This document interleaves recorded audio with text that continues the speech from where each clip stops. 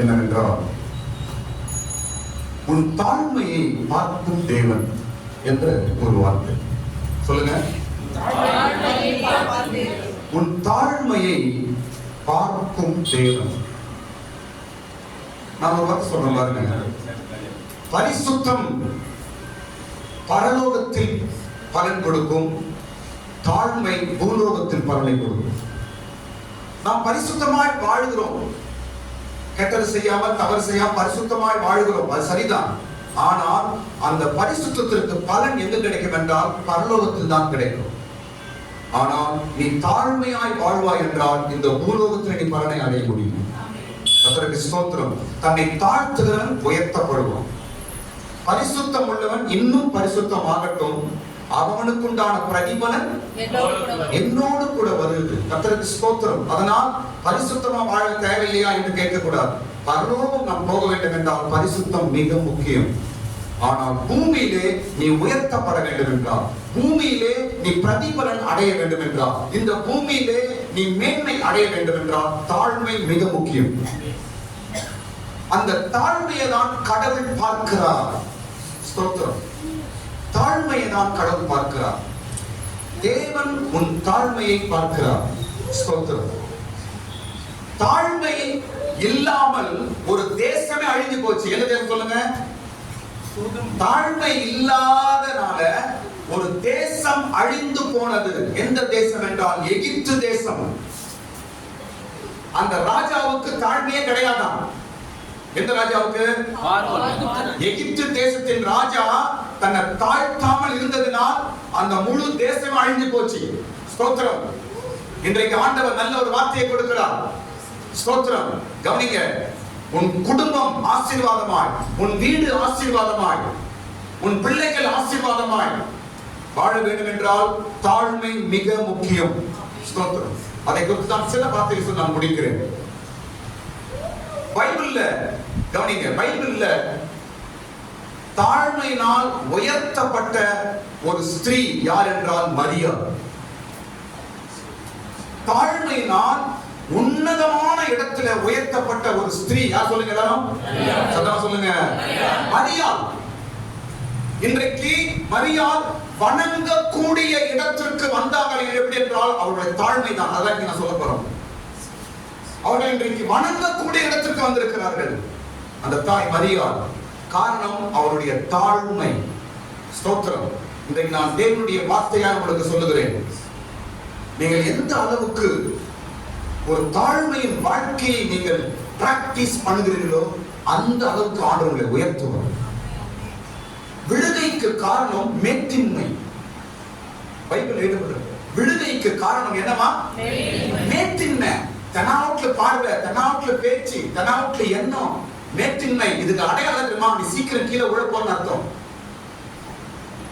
ஆனால் நீ எந்த அளவுக்கு தாழ்மையா இருக்கிறாயோ அதன் அடையாளம் என்ன தெரியுமா? நீ உயர்த்தப்பட்டு கொண்டே இருப்பாய். கரங்களை தட்டுங்க. எந்த அளவுக்கு உங்களை நீ தாழ்த்துகிறீர்களோ அந்த தாழ்மை இந்த பூமியில உன்னை உயர்ந்த இடத்தில் வைக்குங்க. ஆமென். கர்த்தருக்கு ஸ்தோத்திரம். அதனால் கடவுள் நம்முடைய தாழ்மையை பார்த்து கொண்டே இருக்கிறார் என்பதை நாம் மறந்து போயிடக்கூடாது. ஸ்தோத்திரம். இப்போ எல்லாரும் லூக்கா சுவிசேஷம் 1ஆம் அதிகாரம் எடுத்து வைத்துக் கொள்ளுங்க. மரியாளுடைய வாழ்க்கைக்கு நாம் வரப்போகிறோம். கவனிங்க. மரியாள் இயேசு கிறிஸ்துவை குழந்தையாய் கர்ப்பமாய் அவள் பெற்றது சந்தோஷமான காரியமா துக்கமான காரியமா? சொல்லுங்க. சந்தோஷமான காரியம். நான் சொல்றேன் துக்கமான காரியம். எப்படி? கல்யாணம் ஆகாத ஒரு ஸ்திரீ கன்னி பொண்ணு கர்ப்பமா இருந்தா எப்படி சந்தோஷமான செய்தியா இருக்கும்? ஊர் ஏற்றுக்கொள்ளுமா? கல்யாணம் ஆகல, நிச்சயமா இருக்குது, இன்னும் கல்யாணம் ஆகல, ஆனா என்ன ஆயிட்டாங்க? அவங்க கர்ப்பம் ஆயிட்டாங்க. இது எப்படி சந்தோஷமான செய்தி நம்ம எடுக்க முடியும்? ஆனால் இந்த சம்பவத்தை மரியாள் சந்தோஷமா எடுத்தார். எப்படி? எப்படி அவங்க சந்தோஷமா மறைச்சுதான் பார்ப்பாங்க, ஐயோ என்று பயப்படுவாங்க, என்னவோ ஏதோ என்று கலங்குவார்கள். ஆனால் மரியாள் சந்தோஷமா எடுத்தார். எப்படி? அது எப்படி என்றால் 2 விஷயம் சொல்றேன் பாருங்க. முதலாவது விஷயம் கவனிங்க. அந்த நாட்களில் இயேசு கிறிஸ்து ஒரு கன்னியில் வயிற்றில் பிறப்பார் என்று தீர்க்கதரிசி புஸ்தகத்தில் அப்பயே எழுதிருந்துச்சு. அதை மரியாள் படித்தார்கள், அதனால் இதை விசுவாசித்தார். ஆமென். மரியாளோட காலத்துல தீர்க்கதரிசன புஸ்தகத்தில் எழுதிருந்துச்சு என்ன? ஒரு கன்னிகை குமாரனை பெறுவார் என்று எழுதப்பட்டிருந்தது.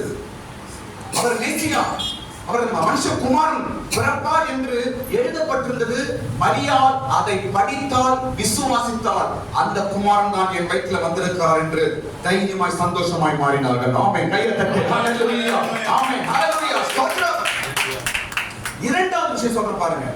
மரியாள் இந்த விஷயத்தை எப்படி சந்தோஷமா எடுத்தாங்க என்பதற்கு 2வது விஷயம் சொல்ற பாருங்க. எலிசபெத்தோட எப்போ சேர்ந்தாங்களோ அப்பதான் அவங்களுக்கு சந்தோஷம் வந்தது. எலிசபெத்தோட எப்போ போய் இவங்க சம்பந்தம் வைத்து எப்போ அவங்க சேர்ந்தாங்களோ, பேசினாங்க 2 பேரும், அப்பதான் மரியாளுக்கு சந்தோஷமா இந்த விஷயத்தை எடுத்தார். ஸ்தோத்திரம். கவனிங்க, ஒரு விஷயம் நான் சொல்றேன்.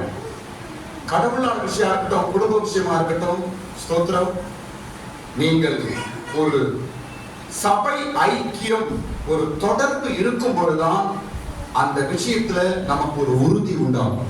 ஆமென். ஜெபஸ் ஐக்கியம், சபை ஐக்கியம், மரியாளுக்கும் எலிசபெத்துக்கும் இருந்த ஒரு ஐக்கியம், ஒரு சகோதர ஐக்கியம். ஸ்தோத்திரம். பிரதர், என்னுடைய விஷயத்துக்காக ஜெபம் பண்ணுங்க. சிஸ்டர், எனக்கு விஷயத்துக்காக ஜெபம் பண்ணுங்க.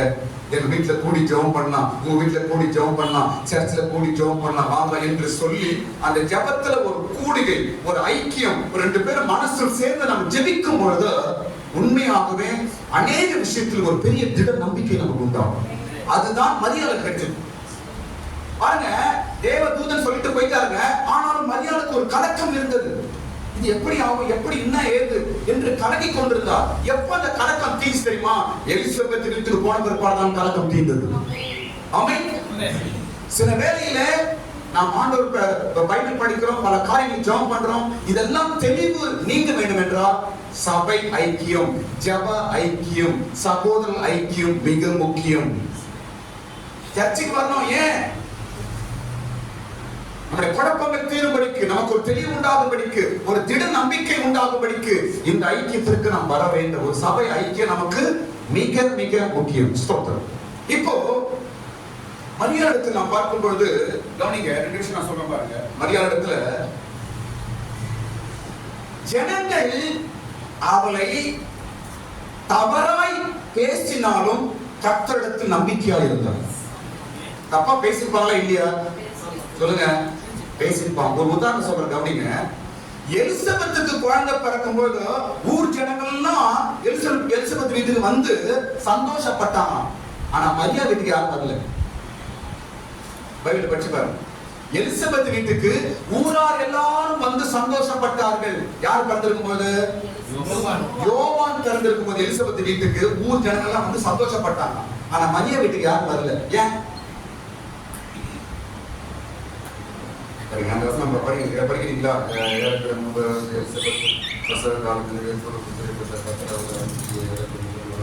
58 படிங்க சீக்கிரம். 1ஆம் அதிகாரம் 58 படிங்க. அங்க போட்டு கர்த்தர் அவளிடத்தில் தம்முடைய இரக்கத்தை விளங்க பண்ணினார் என்று அவளுடைய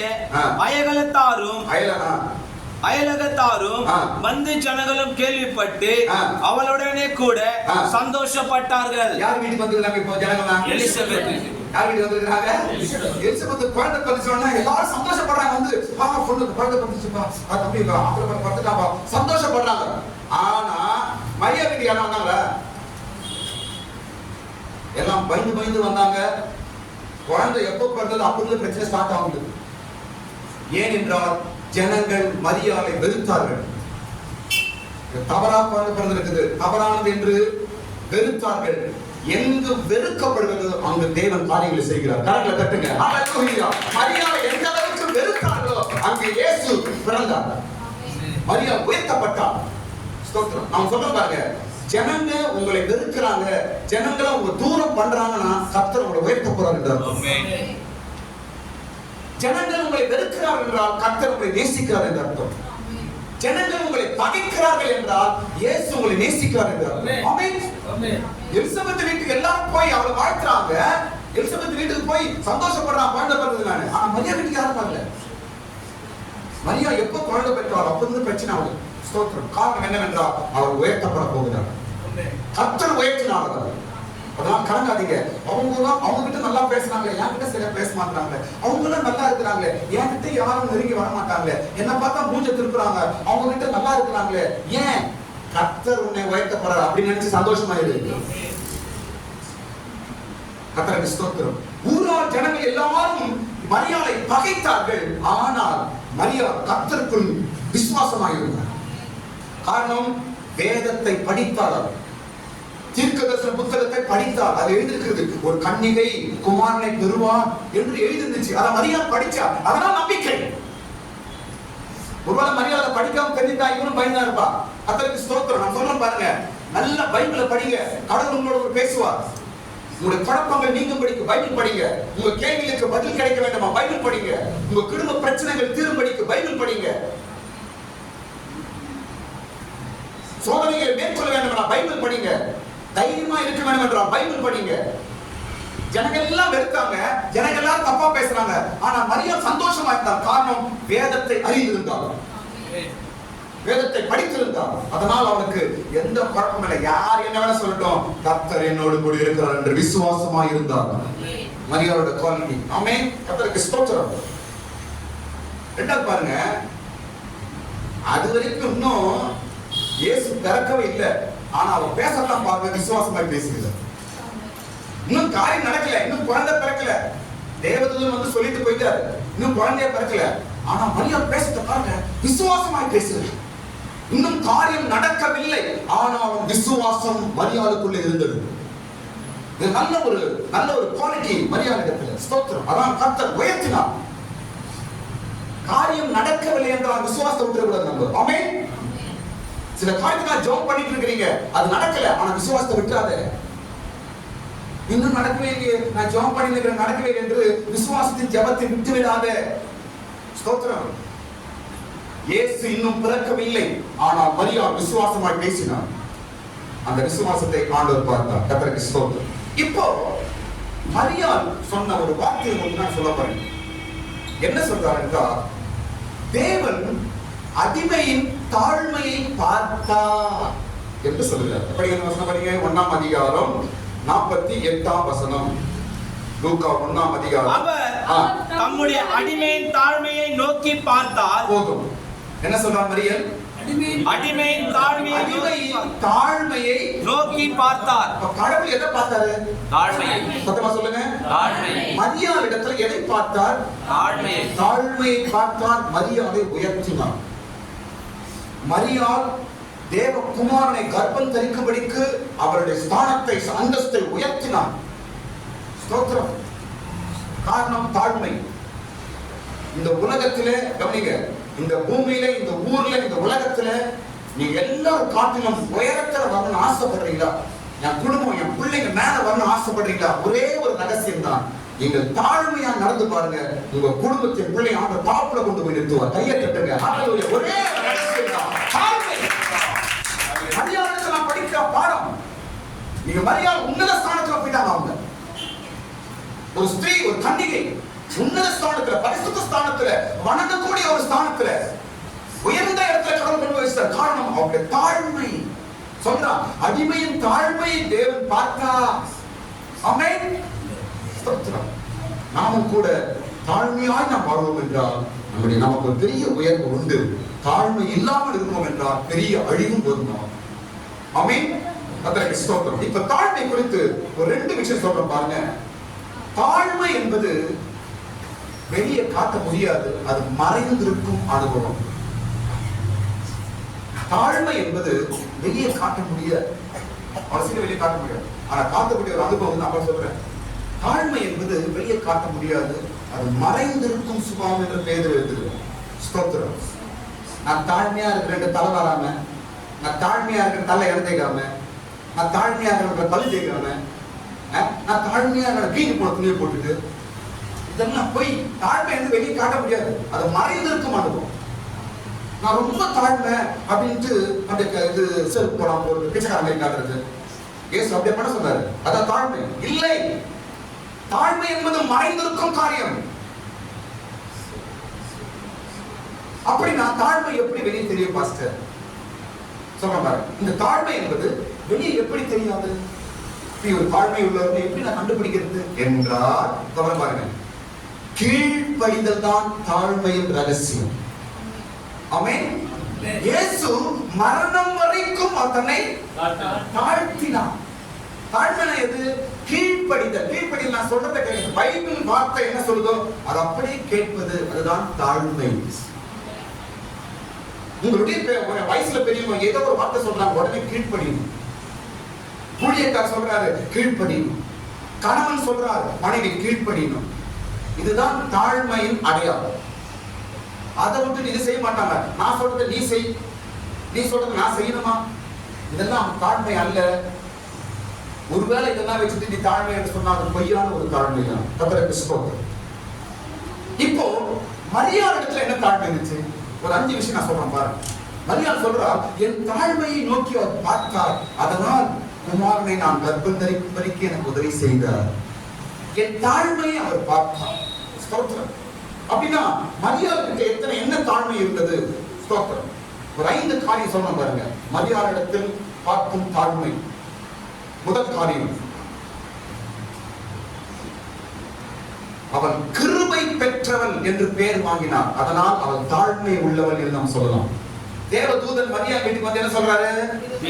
கிருபை பெற்றவளே என்று சொல்றார். அப்படின்னா அர்த்தம் என்ன? யாருக்கு கிருபை கிடைக்கும் பைபிள்ல? தாழ்மை உள்ளோருக்கு கிருபை. ஸ்தோத்திரம். அப்ப மரியாள் தாழ்மை உள்ளவள் என்பதற்கு முதல் அடையாளமா இருக்கிறது. இரண்டாவது காரியம் சொல்ல பாருங்க. இரண்டாவது காரியம், மரியாள் கிட்ட தாழ்மை இருந்தது என்று எதை வச்சு சொல்லலாம்? இரண்டாவது காரியம் என்னவென்றால், அவள் காரியங்களை இருதயத்திலே மறைத்து வைத்தார். ஆமென். பைபிள் படிக்கும்போது 2 இடத்துல மரியாள் தேவதூதன் சொன்னதை வெளியே சொல்லாம இருதயத்திலே மறைத்து வைத்தார் என்று நாம் பார்க்கிறோம். இருதயத்தில் வச்சார், வெளியே சொல்லார். அது தாழ்மையின் அடையாளம். எல்லாத்தையும் பெருமையா டப்பா டப்பா டப்பா டப்பா சொல்றது, எல்லாரும் பெருமையா பேசுறது, நான் அது ஸ்தோத்திரம். தாழ்மை, மரியாதை தாழ்மை உண்டு என்பதற்கு அடையாளம் என்னவென்றால், அவள் விஷயங்களை இருதயத்தில் மறைத்தார். தேவதூதன் சொன்னதை மறைச்சு வச்சார், சிந்திச்சார். தேவதூதன் சொன்னதை மறைச்சு வச்சார், இருதயத்தில் வைத்தார், வெளியே யாருக்கும் சொல்லல. உள்ளே வைத்து ஜெபம் பண்ணார், உள்ளே வைத்து யோசித்தார், உள்ளே வைத்து சிந்தித்தார். எப்படி நடக்கும், என்ன ஏது என்று ஆராய்ந்தார். அதனால் மரியாள் தாழ்மை உள்ளவர் என்று நாம் கண்டுபிடிக்கலாம். ஸ்தோத்திரம். நீங்கள் கூட சில விஷயங்களை, சில காரியங்களை, குடும்ப காரியங்கள், சில விஷயங்களை நீங்கள் மனதுக்குள்ளே வைக்க வேண்டியது மிக முக்கியம். எல்லா விஷயத்தையும் எல்லார்கிட்ட சொல்ல வேண்டிய அவசியம் இல்லை. பெருமையா பேசாதீங்க. நான் இப்படி, என் குடும்பம் இப்படி, நான் இப்படி இப்படி என்று எந்த அளவுக்கு நீ பேசுகிறாய், அந்த பெருமை தான் அடையாளம். பெருமை உள்ளவன் பேசிக்கொண்டே இருப்பான். அந்த மிருகம் பெருமையானதை பேசினது என்று தானியேல்ல படிக்கிறோம். மிருகம் தான் பெருமையா பேசும். நாம் எந்த அளவுக்கு பெருமையா பேசுறோமோ அந்த அளவுக்கு தாழ்மை இல்லை. ஆண்டவர் உயர்த்த மாட்டார். ஸ்தோத்திரம். விஷயங்களை மறைப்பது தாழ்மைக்கு அடையாளம். அது மரியாதை பார்க்கிறோம். கர்த்தருக்கு ஸ்தோத்திரம். மூன்றாவது காரியம், மரியாள் கிட்ட தாழ்மை இருந்தது என்று மூன்றாவது விஷயம் நான் சொல்ல பாருங்க. எப்படி என்றால், இவள் மற்றவளை வாழ்த்தினார். அப்படிதான். யார் வாழ்த்தினார்? மரியாள் யாரை வாழ்த்துகிறார்? எலிசபெத்தை வாழ்த்துகிறார். இதன் அடையாளம் என்ன? இவள் தாழ்மை உள்ளவர். பெருமையா இருக்கிறவங்க மற்றவங்க வாழ்த்த மாட்டாங்க. மற்றவங்க நம்மளை வாழ்த்து, என்ன வாழ்த்து நினைப்பாங்க, என்ன புகழணும்னு நினைப்பாங்க. அவன் பெருமை உள்ளவர். தாழ்மை உள்ளவர் மற்றவர்களை வாழ்த்துவார்கள். நல்லா இருப்பீங்க, நல்லா இருங்க, உங்களுக்கு நல்லா நடக்கும், தெய்வம் போங்க, கடவுள் கூட இருக்கிறார். இதெல்லாம் மற்றவங்களை சொல்லும் வாழ்க்கை என்ன? தாழ்மை உள்ளவர்கள். இதெல்லாம் நமக்கு இந்த குவாலிட்டிகள் வேண்டும். உயர்வு வேண்டுமா? மரியாதை உயர்த்தின தேவன், மரியாதை மேன்மைப்படுத்தின தேவன், மரியாதைய தாழ்மையை பார்த்த தேவன் இன்றைக்கு உங்களோடு கூட பேசிக் கொண்டிருக்கிறார். உங்கள் தாழ்மையை தான் கடவுள் பார்க்கிறார், வேற எதுவும் பார்க்கறது இல்லை. இந்த பூமியிலே நீ உயர்த்த வேண்டும் என்றால், நீ உயர்த்தப்பட வேண்டும் என்றால், இந்த பூமியிலே நீ உயர்ந்த அந்தஸ்துல வர வேண்டும் என்றால், கடவுள் எதிர்பார்க்கிற முக்கியமான குவாலிட்டி தாழ்மை தான். மற்றவர்களை வாழ்த்தும் தாழ்மை. சொல்லுங்க, இந்த வார்த்தை சொல்லுங்க. மற்றவர்களை வாழ்த்தும் தாழ்மை. மற்றவர்களை வாழ்த்தும் தாழ்மை. மரியாதை இருந்துச்சு. நேரா போய் எலிசபெத் வீட்டுக்கு போயிட்டு எலிசபெத்தை வாழ்த்தான். நல்ல சும்மாவில் பண்ண நினைப்பா, அவங்க பேசினா நான் ஏன் பேசணும், அவங்க எனக்கு சொல்லட்டும் நான் ஏன் சொல்லணும். இப்படியா இருந்தா மரியா இல்லையே, இவர் போய் வாழ்த்துதான். நீங்க மற்றவங்களை வாழ்த்துங்க, மற்றவங்களை விஷ் பண்ணுங்க, மற்றவங்களுக்கு நல்லது சொல்லுங்க, மற்றவங்களுக்கு நல்லது நடக்கும் என்று சொல்லுங்க, உங்களால் முடிந்த மற்றவர்களுக்கு உதவி செய்யுங்க. இது தாழ்மையின் ரகசியம், தாழ்மையின் அடையாளம். இது மரியாதைக்கு பார்க்கிறோம். அடுத்தது நாம் பார்க்கும்போது 4வது காரியம், மரியா சொல்லுகிறார் நான் அடிமை என்று சொல்கிறார். 2 இடத்துல சொல்றாங்க அதிகாரத்துல, 2 இடத்துல சொல்றார் நான் அடிமை அடிமை என்று சொல்லுகிறார். ஸ்தோத்திரம். வீட்டுல படிச்சு பாருங்க பரமாட்டீங்க. அது 48வது படிக்கலாம் நான் அடிமை என்று. அதுக்கப்புறம் இங்க வேற இடத்துல எழுதப்பட்டிருக்க நான் அடிமை 38ல படிக்கிறோம். படிங்க 38ஆம் வசனம். அதற்கு மரியாள் இதோ நான் ஆண்டவருக்கு அடிமை. அடிமை 48ஆம் வசனம் படிங்க. அவர் தம்முடைய அடிமையின் தாழ்மையை நோக்கி பார்த்தார். இப்ப மரியாள் என்ன சொல்றார்? வாயில அடிக்கடி என்ன சொல்றார்? அடிமை அடிமை. நல்ல குவாலிட்டிங்க. மரியாளை கடவுள் உயர்த்தி வைச்சிருக்கிறாரு. காரணம் என்ன? அவளுக்குள்ள இருக்க தாழ்மை. ஸ்தோத்திரம். நீ நமக்குள்ள தாழ்மை இல்லாததால தான் மேல ஆண்டவர் நம்ம உயர்த்த முடியாம இருக்கிறாரு. ஆண்டவர் உயர்த்துறாரு, நம்ம பெருமை அகங்காரம் கீழே தள்ளிடும். ஆண்டவர் கடவுள் உயர்த்த ஆசைப்படுறாரு, நம்ம அகங்காரம் நம்ம கருமம் நம்ம கீழே தள்ளிடும். அடிமை. கிறிஸ்தவன் கிறிஸ்துவுக்கு அடிமை, கிறிஸ்தவன் அன்புக்கு அடிமை, கிறிஸ்தவன் வேதத்துக்கு அடிமை, கிறிஸ்தவன் தாழ்மைக்கு அடிமை. ஒரு அழகா பேசுறார், நான் ஆண்டவருக்கு அடிமை என்று மரியாதை பேசுகிறார். அடிமை என்பது எதை காட்டுது? தாழ்மையின் எண்ணம், தாழ்மையின் சுபாவம், தாழ்மையின் வார்த்தைகள். கர்த்தர் அதனால் மரியாதை உயர்த்துகிறார். அடுத்த காரியம் பார்க்கும்போது மரியாதை பார்த்த பொழுது மரியாதை எப்படி மரியாதை தாழ்மை உள்ளவன் என்று எப்படி கண்டுபிடிக்கலாம் என்றால், மரியாதை கடவுளுக்கு பயப்படுகிறது. கடவுளுக்கு பயப்படுறாங்க. தேவதூதன் வீட்டுக்கு வரும்போது பயப்படுறாங்க. பயப்படுகிறவள். ஸ்தோத்திரம். நீங்க கடவுளுக்கு பயப்படுறவா இருப்பீர்கள் என்றால் உங்களுக்குள்ள தாழ்மை இருக்கிறது அர்த்தம். தாழ்மை உள்ளவன் கடவுளுக்கு பயப்படுவோம். தப்பு செய்ய மாட்டான். ஏதாவது தப்பு செய்தா யோசிப்பான், ஐயோ தப்பு பண்றமே என்று. ஸ்தோத்திரம். எந்த தவறையும் துணிகரமா செய்ய மாட்டான். கடவுளுக்கு பயப்படுறவர்கள் தாழ்மையா இருக்கிறவர்கள். ஸ்தோத்திரம். அடுத்தது இன்னொரு காரியம் நான் சொல்லி அடுத்த பகுதி. இன்னொரு காரியம், நம்முடைய ஜெபம் கேட்கப்பட வேண்டும் என்றால் தாழ்மை இருந்தால்தான் நம்ம ஜெபம் கேட்கப்படும். தாழ்மையுள்ளா இருக்கும் பொழுதுதான் நம்முடைய ஜெபம் கேட்கப்படும். 2 ராஜாக்கள் 22ஆம் அதிகாரம் 19ஆம் வசனத்தில் எழுதப்பட்டிருக்கிறது. 2 ராஜாக்கள் 22ஆம் அதிகாரம் 19ஆம் வசனத்துல இது எழுதப்பட்டிருக்கிறது. சீக்கிரம் படிங்க. 2 ராஜாக்கள் 22:19. நான் இந்த ஸ்தலத்திற்கும் அதன் குடிகளுக்கும் விரோதமாக அவர்கள் பாழும் சாபமும் ஆவார்கள் என்று சொன்னதை நீ கேட்ட பொழுது உன் இருதயம் இலகி நீ கர்த்தருக்கு முன்பாக உன்னை தாழ்த்தி உன் வஸ்திரங்களை கிழித்துக் கொண்டு எனக்கு முன்பாக அழுதபடியினால் நானும் உன் விண்ணப்பத்தை கேட்டேன். நீ தாழ்த்தினபடியால் உன் விண்ணப்பத்தை கேட்டேன். தாழ்மை இல்லாம செய்யற ஜெபம் பரலோகத்துக்கு போவாது. தாழ்மையான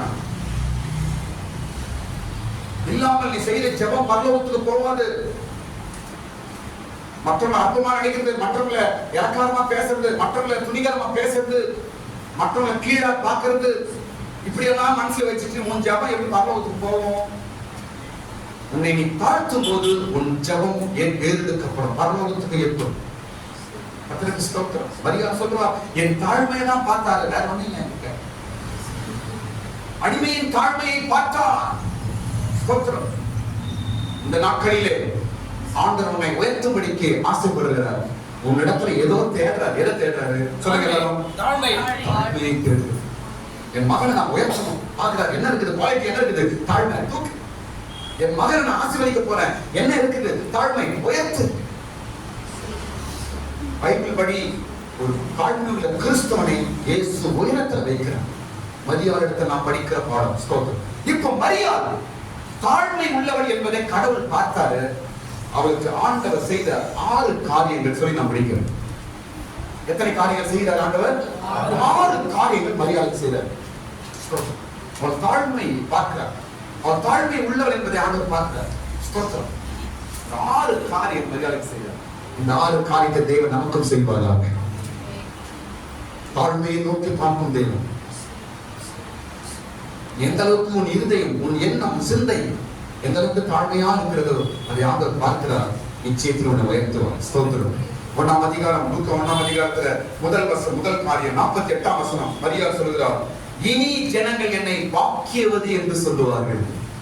48ஆம் வசனம் படிக்க சீக்கிரம். அவர் தம்முடைய அடிமையின் தாழ்மையை நோக்கி பார்த்தார். இதோ இது முதல் எல்லா சந்ததிகளும் என்னை பாக்கியவதி என்று சொல்வார்கள். முதல் blessing என்ன சொல்லுவாங்களா? பாக்கியவதி என்று சொல்லுவார்கள். முதல் blessing. அவர் தாழ்மையை பார்த்து கடவுள் முதல் blessing கொடுக்கிறார். பாக்கியவதி, பாக்கியவான். அப்பா நீ அதிர்ஷ்டசாலிப்பா. நம்ம பாக்கியவதிக்கு நம்ம பாஷையில என்ன தெரியுமா? அதிர்ஷ்டசாலி. அப்பா நீ அதிர்ஷ்டசாலிமா, நீ அதிர்ஷ்டசாலிப்பா அப்படின்னு சொல்லுவாங்க ஜனங்க. ஆமென். அந்த ஒரு ஆசீர்வாதத்தை கடவுள் நமக்கு தருகிறார். தாழ்மையா இருக்கணும். அகங்காரம் வேற்றின்மை இல்ல, கர்வம் இல்லாம நல்லா படைச்சு போட்டு ஏசப்பா பிள்ளை நான் என்று தாழ்மையாய் நீ வாழ்வா என்றால் உனக்கு கிடைக்கிற முதல் blessing மற்றவர்கள் உன்னை பார்த்து நீ அதிர்ஷ்டசாலி என்று சொல்வார்கள். அப்படி காரியங்கள் நடக்கும். உன் குடும்பம் அதிர்ஷ்டசாலிப்பா, உன் மனைவி அதிர்ஷ்டசாலிப்பா, உன் பிள்ளைங்க அதிர்ஷ்டசாலிப்பா, நீ பாக்கியவதிப்பா, நீ பாக்கியவான்பா என்று சொல்லுவாங்க. ஆமென்.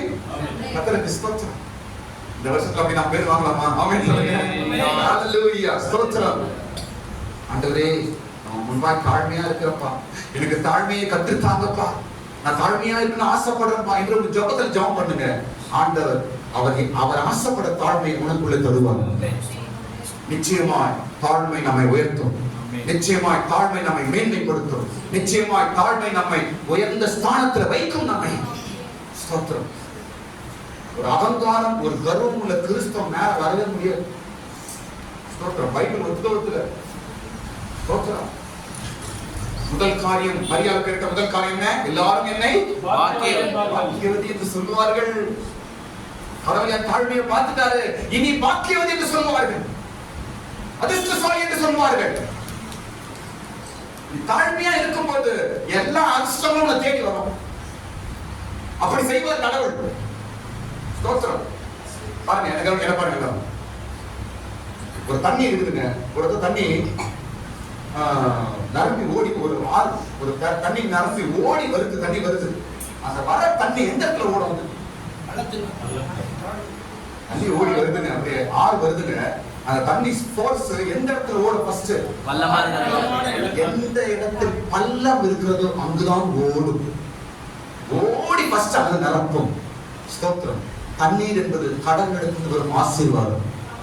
பள்ளம் என்பது நம்முடைய இருதயம். கையை தட்டுங்க, கரங்களை தட்டுங்க. பள்ளம் என்பது நம்முடைய இருதயம். உன் இருதயம் தாழ்மையாய் பள்ளம் போல இருக்கும் என்றால் கடவுளுக்கு இருக்கிற வர ஆசீர்வாதம் ஃபர்ஸ்ட் உங்களுக்கு தான் வரும். உன்னதான் நிரப்பும். ஆமென். முதல் ஆசீர்வாதம் உனக்கு தான். பாக்கியவதி என்று சொல்லுவார்கள் என்று அவர் சொன்னார். இரண்டாவது காரியம் மரியாளுக்கு கடவுள் செய்த இரண்டாவது காரியம், மரியாள் சொல்றார் 49ஆம் வசனத்துல, மகிமையானதை எனக்கு செய்தார் என்று சொல்லுகிறார் மரியாள். 49ஆம் வசனம் படிங்க சீக்கிரம். வல்லமையுடையவர் மகிமையானவைகளை எனக்கு செய்தார். எனக்கு மகிமையானதை செய்தார். மரியாள் சொல்றார் மகிமையானது. ஸ்தோத்திரம். உனக்கும் ஆண்டவர் மகிமையானதை செய்வாராக. உன் தாழ்மை உனக்கு மகிமையானதை செய்யும். மகிமையான காரியங்களை உனக்கு செய்யும். மகிமையான காரணம் என்ன? கடவுள் நமக்கு செய்யற மேன்மையானது மகிமை. எல்லாரும் ஆச்சரியப்படுவது மகிமை. எல்லாரும் என்னப்பா எப்படிமா நடக்குது, எப்படிப்பா உனக்கு நடந்துச்சுப்பா அப்படின்னு சொல்லுவதுதான் மகிமை. ஸ்தோத்திரம். மகிமையானதை எனக்கு செய்தார். எல்லாரும் மரியாத எவ்வளவு அற்பமா கேவலமா பேசினாலும் அந்த அளவுக்கு மரியாள் புகழப்பட்டாள், மரியாள் மேன்மைப்படுத்தப்பட்டாள். எல்லாரும் எப்படிப்பா ஆச்சரியமாகுது என்று சொல்லும் விதமாய் மாறினார். அதான் மகிமை. ஸ்தோத்திரம். மரியாளுக்கு நடந்துச்சு. இந்த நாட்களில் ஆண்டவர் உன்னையும் பார்க்கிறார். உனக்கும் ஒரு மகிமையான காரியம் நடக்க போகுது. உன் வாழ்க்கையில ஆண்டவர் ஒரு மகிமையான வேலையை செய்ய போறார். ஒரு ஆச்சரியமான காரியம் நடக்க போகுது. உனக்கு செய்ய போறாரு. மரியாளுக்கு செய்த தேவன் தான் நம்முடைய தேவன். ஆமென் சொல்லுங்க. மரியாளுக்கு செய்த தேவன் தான் நமக்கும் செய்வாரா? மரியாதை உயர்த்தி எல்லாரோட பார்வைக்கு மேல உயர்த்தி வச்சிட்டார் மரியாதை. அதே போல ஆண்டவர் உன் சத்துருக்கு முன்பாய், உன்னை சுற்றி இருக்கிற ஜனங்களுக்கு முன்பாய் உன்னையும் உயர்த்தி மேன்மையை வைப்பாராக. உன்னிடத்துல ஆண்டவர் எதிர்பார்க்கிற ஒன்றே ஒன்று தாழ்மை. தாழ்மையா இது பெருமை பாராட்டாத. நான் ஒண்ணு இல்லப்பா, அப்பா எல்லாம் நீங்க தான்ப்பா, என்னால ஒண்ணுமே இல்லை, எனக்கு அறிவு ஞானம் ஒண்ணும் கிடையாது, என்னிடத்து சாமர்த்தியம் ஒண்ணு இல்லை, எனக்கு தகுதி ஒண்ணும் இல்லை, என்னிடத்து சொல்றதுக்கு ஒண்ணுமே இல்லப்பா, எல்லாம் நீங்க தாம்பா என்று ஒவ்வொரு நாளும் உன் வாயில நீ சொல்லுவாய் என்றால் அந்த வார்த்தை உன்னை உயர்த்தும், அந்த வார்த்தை உன்னை மேன்மைப்படுத்தும். மகிமையானதை எனக்கு செய்தார் என்று இரண்டாவது சொன்னார். மூன்றாவது விஷயம், மூன்றாவது காரியம் 52ஆம் வசனத்தை மரியாள் சொல்றார், உயர்த்தினார் என்று சொல்றார். 52ஆம் வசனம் படிக்குமா? உயர்த்தினார். என்ன பண்றாரா? சொல்லுங்க, உயர்த்தினார். மரியாள் சொல்றார், என்ன உயர்த்தினாருங்க, உயர்த்திட்டார். ஸ்தோத்திரம். இந்த வார்த்தைலாம் சொல்லும்போது இயேசு பிறந்துட்டாரா இல்லையா? இந்த வார்த்தைலாம் மரியாள் சொல்லும்போது இயேசு பிறந்துட்டாரா இல்லையா? அப்போ வரவே இல்லை. ஆனா வார்த்தை பாருங்க எப்படி வருது, சூப்பர்ல. ஒரு நல்ல குவாலிட்டி மரியாதை எடுத்தது. இன்னும் இயேசு பிறக்கவே இல்லை, ஆனா பேச்செல்லாம் பயங்கரமா, விசுவாசமான வார்த்தை, நம்பிக்கையான வார்த்தை, பலனான வார்த்தை. என்னை உயர்த்தினார் என்று சொல்றான். என்னை உயர்த்திட்டார் கடவுள். தாழ்மை நம்மை உயர்த்தும். ஸ்தோத்திரம். மரியாதை கிட்ட சொல்றதுக்கு அந்த அளவுக்கு இல்ல. கடவுள் பார்த்து ஒண்ணே ஒரு தாழ்மையை பார்த்துட்டாரு, உயர்த்திட்டார். பெரிய ஃபேமிலியில வந்தது அப்படிலாம் ஒன்றும் கிடையாது. ஸ்தோத்திரம். மரியாதை யோசிப்பும் ஏழை தான், தெரியுமா உங்களுக்கு? ஒரு ஏழை குடும்பத்தை சேர்ந்தவர்கள் தான். ஸ்தோத்திரம். அந்த அளவுக்கு சொல்ற அளவுக்கு இல்ல. ஆனால் கடவுள் மரியாதையின் தாழ்மையை பார்த்தால் உன்னதத்தில் உயர்த்தி வைத்து விட்டார். இனிமேலும் கூட உன்னுடைய உயர்வுக்கு என்னுடைய உயர்வுக்கு ஒரே காரணம் தாழ்மை. தாழ்மை தாழ்மையா இருக்கும். தேவன் நம்மை உயர்த்துவார். ஐந்தாவது காரியம் தம் புயத்தினால் பராக்கிரமங்களை செய்தார் என்று 51ல படிக்கிறோம். என்ன படிக்கிறோம்? தம் புயத்தினால் பராக்கிரமங்களை செய்தார் என்று சொல்றார் மரியாள். படிக்கிற வசனம் படிங்க. பராக்கிரம் செய்தார். நம்முடைய புயம் என்னங்க? கை, கரம். புயத்தினால என்ன செய்தாரா? பராக்கிரமங்களை செய்தார் எனக்கு. மரியாளோட வார்த்தை நான் பாருங்க, சூப்பரா இருக்கு. புயத்தினால் பராக்கிரமங்களை செய்தார். எந்த அளவுக்கு வாழ்க்கையில் அடிபட்டிருப்பா பாருங்க, இதெல்லாம் பேசுறா. எந்த அளவுக்கு ஜனங்கிட்ட அவ வேதனை அனுபவிச்சிருப்பா, இதெல்லாம் பேசுறா. நம்முடைய புயத்தினாலே பராக்கிரமம் எனக்கு செய்தார். பராக்கிரமம் என்ன? பயங்கரமான ஒரு வேலை, மனிதனால் செய்ய முடியாத ஒரு வேலை, பெரிய ஒரு வேலை. இதுதான் பராக்கிரம். இதை எனக்கு செய்தார் என்று மரியாதை சொல்லுங்க. அதே தேவன் தான், நம்ம தேவன் தான், நமக்கு செய்வாருங்க. கையை தட்டுங்க, நமக்கு செய்வாருங்க. கவலைப்படாதீங்க, உங்களுக்கும் பராக்கிரங்கள் நடக்கும். நீங்கள் எதிர்பார்க்காத மேன்மையான காரியங்கள் உங்களுக்கு நடக்கும். ஆச்சரியமானது உங்களுக்கு நடக்கும். ஸ்தோத்திரம். தாழ்மையை கண்டார், அடிமையின் தாழ்மையை பார்த்தார், எனக்கு பராக்கிரமங்களை செய்தார். ஸ்தோத்திரம். உங்களுக்கு தேவன் செய்வார், பராக்கிரமம் எனக்கு செய்வார். நீ நினைப்பதை காட்டில் பெரிய காரியங்கள் நடக்கும். ஸ்தோத்திரம். உங்களால முடியாத கடவுள் உங்களுக்கு செய்வாருங்க. நீங்க நினைச்சு பார்க்க முடியாத கடவுள் செய்வாருங்க. நீங்க எந்தெந்த விஷயத்துல செய்து தோல்வி ஆனீங்களோ அந்த காரியத்தை தேவன் செய்து முடிப்பாருங்க. கையை தட்டுங்க. ஆமென். ஹalleluya. பெரிய காரியம் உனக்காக செய்வாருங்க. ஸ்தோத்திரம். அவர் பார்க்கிறார். மரியாளை பார்த்த தேவன் உன்னையும் என்னையும் பார்க்கிறார். மரியாளுடைய நிலைமையை பார்த்த தேவன் உன்னையும் என்னையும் பார்க்கிறார். மரியாளுக்கு பார்த்து நல்ல குவாலிட்டி உன்கிட்ட என்கிட்ட பார்க்கிறார், தேடுகிறார். வேற ஒண்ணும் இல்ல. நல்ல ஜெபிக்கிறாளா, ரொம்ப பரிசுத்தமான ஆளா, ரொம்ப உபவாசம் இருக்கிறவரா, ரொம்ப பைபிள் படிக்கிறவரா, இதெல்லாம் ஆண்டவர் அப்பதான் பாக்குறாரு. முதல்ல என்ன பாக்குறாரு? தாழ்மையா இருக்கிறாயா என்பதான் பார்க்கிறார். எனக்கு கீழ்ப்படுகிறாயா என்றுதான் பார்க்கிறார். கடவுளுடைய வார்த்தைக்கு நம்ம கேட்கிறோமா? கடவுள் வார்த்தை பேச்சை கேட்கிறோமா? கடவுளுக்கு வார்த்தையை கை கொள்கிறோமா? அதுதான் ஆண்டவர் பார்க்கிறார். வேற ஒன்றும் பார்க்கறது இல்லை. நீ ஜெபம் பண்றதே கிடையாது, நீ உபவாசம் இருக்கிறது இல்ல, நீ சரியா ஜெபம் பண்றது இல்ல, இதெல்லாம் பார்த்தா யாருமே ஆண்டவர் கிட்ட செலக்ட் ஆக முடியாது. எல்லாரும் போயிடுவாங்க. ஆனா ஒன்றே ஒன்றுதான் ஆண்டவர் எதிர்பார்ப்பது, அவர் பேச்சு கீழ்ப்படிந்து தாழ்மையாய் நாம் கீழ்ப்படுகிறோமோ என்று பார்க்கிறார், அவர்களை உயர்த்துகிறார்.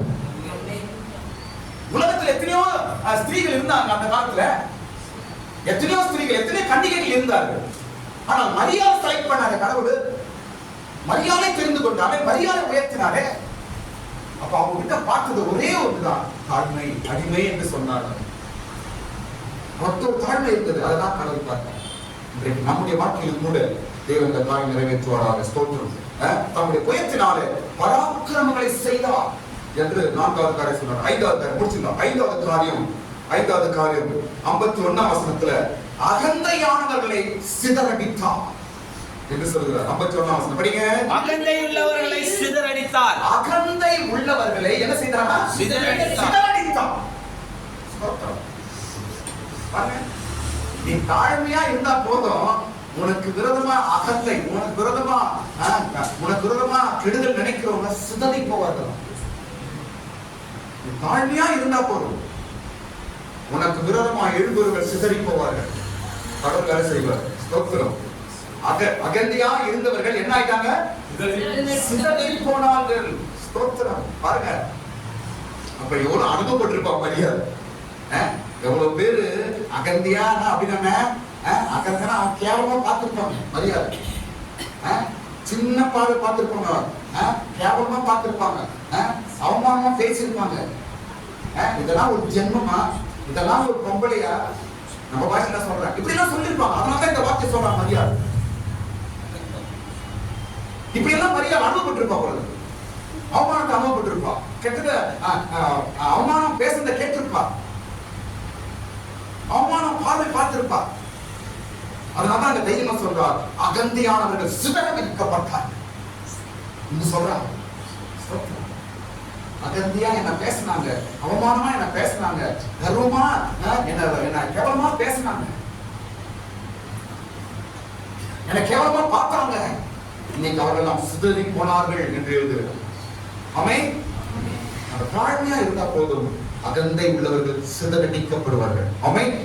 கடைசி காரியம், 6வது காரியம், கடைசி காரியம் சொல்லி முடியும். 6வது காரியம், நன்மை நாம் நிரப்பினார் என்று சொல்லுகிறார். அதே வசனமா, நன்மையினால் என்னை நிரப்பினார் என்று சொல்லுகிறார்.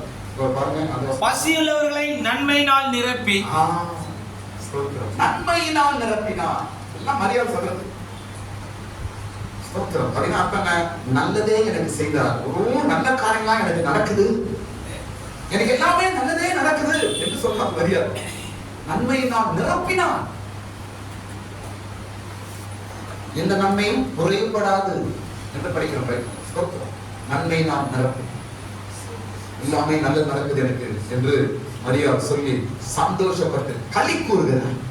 ஸ்தோத்திரம். காரணம், வேதத்தில் எழுதப்பட்டது அவனுக்கு நடந்தது. மரியா எவ்வளவு சந்தோஷப்பட்ட காரணம் தெரியுமா? பைபிளிலே எழுதப்பட்டதை விசுவாசித்தார்.